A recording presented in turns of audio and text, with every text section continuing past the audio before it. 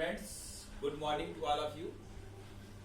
आज कक्षा 8 के इस पार्ट 1 में मैं उम्मीद करता हूं आपने पिछले 2 दिनों में जो पीडीएफ मैंने भेजी थी उसको नोट कर लिया होगा अपनी कॉपीज में और आज इसको समझ लीजिए। विज्ञान एवं तकनीकी के क्षेत्र में नवीन प्रगति। विज्ञान क्या है? ऐसा ज्ञान जो अनुभव, अनुसंधान आदि पर आधारित है। नवीनतम ज्ञान विज्ञान कहलाता है। विज्ञान का क्षेत्र जीवन के प्रत्येक क्षेत्रों को छूता है। इस क्षेत्र में रोज नई नई प्रगति हो रही है। आप देखते हैं कि कृषि कार्यों में जो पहले जानवरों के द्वारा होती थी, आज ट्रैक्टर के द्वारा या मशीनों के द्वारा कृषि की जा रही है। नए नए खाद, नई नई बीज, इसी प्रकार जीवन का कोई भी क्षेत्र प्रगति विज्ञान के नई नई तकनीकों से अछूता नहीं रहा है।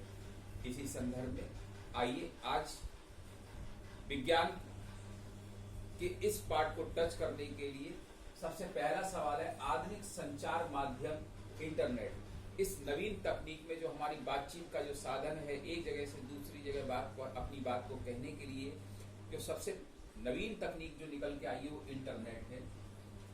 दूसरा सवाल है भारतीय अंतरिक्ष कार्यक्रम के जनक। अंतरिक्ष कार्यक्रम मतलब जो ग्रहों, उपग्रहों आदि से संबंधित है। डॉक्टर विक्रम साराभाई उसके जो है जनक थे। सूचना और संचार प्रौद्योगिकी यानी आईसीटी का आरंभ वर्ष 2004 में हुआ था। ये आपको याद करना पड़ेगा। ऊर्जा के नवीकरणीय स्रोत वो होते हैं जिनको हम जितना चाहें उतना इस्तेमाल कर सकते हैं। ये कभी भी खत्म नहीं होते। वो स्रोत जो खत्म हो जाते हैं अनवीकरणीय स्रोत कहलाते हैं। दूसरा सवाल है खाली जगह। व्यापार का अर्थ है क्रय और विक्रय, यानी जब हम चीजों को खरीदते हैं और बेचते हैं तो वो व्यापार कहलाता है। मेट्रो ट्रेन, बुलेट ट्रेन और मोनोरेल ये सब परिवहन के नवीन साधन है। पहले आने जाने के लिए हम ऐसे साधन इस्तेमाल करते थे जो धीरे गति से चलते थे। या तो लोग पैदल जाते थे या फिर जानवरों, बैलगाड़ी, घोड़ा गाड़ी की सहायता से जाते थे। धीरे धीरे जब डीजल और पेट्रोल का आविष्कार हुआ तो लोगों ने बस, मोटरसाइकिल आदि का इस्तेमाल करना शुरू किया। बहुत सारे लोगों को एक साथ ले जाने के लिए मेट्रो ट्रेन, बुलेट ट्रेन जो कि दिल्ली, कानपुर, बड़े बड़े मेट्रोपॉलिटन सिटीज में चल रही है। ये आजकल नवीन साधन है आने जाने का।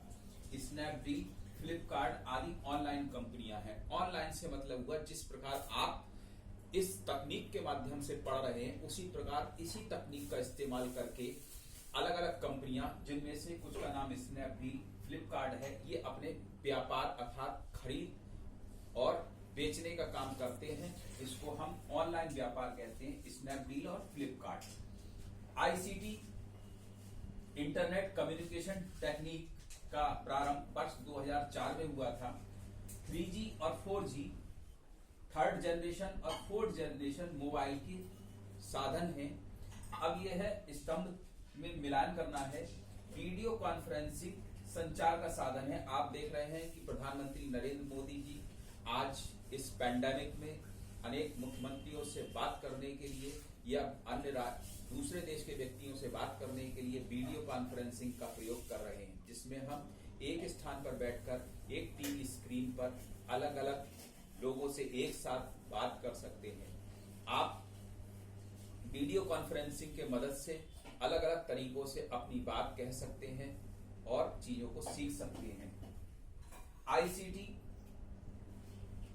शिक्षा के स्तर में सुधार करने के लिए जो आधुनिक संचार, सूचना और संचार औद्योगिक का प्रयोग किया जाता है, ये शिक्षा के क्षेत्र में अवसरों को बढ़ाने के लिए और शिक्षा की गुणवत्ता में सुधार करने के लिए इसका प्रयोग किया जाता है। IRS भारतीय सुदूर संवेदन उपग्रह है। इसकी सहायता से हम अपने देश में अलग अलग स्थानों पर एक साथ संबंध स्थापित कर सकते हैं। खनन का कार्य इसकी सहायता से आराम से हो सकता है। इसी की सहायता से, इन उपग्रहों की सहायता से हम एक दूसरे से संपर्क भी आसानी से कर सकते हैं। रक्षा एवं प्रतिरक्षा DRDO जो कि भारत में रक्षा एवं प्रतिरक्षा से संबंधित है। भूरी क्रांति उर्वरकों से संबंधित है।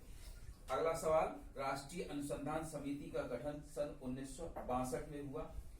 कुछ मिसाइल हैं जो कि बैलिस्टिक मिसाइल जैसे ब्रह्मोस, सुपरसोनिक मिसाइल, आकाश मिसाइल, इनका प्रक्षेपण क्षेत्रफल विकास कार्यक्रम के अंतर्गत करा जाता है, यानी इनकी मारक क्षमता बहुत ज्यादा होती है। आज के वीडियो में इतना ही, आगे फिर मिलेंगे। Keep learning, keep watching. Thank you.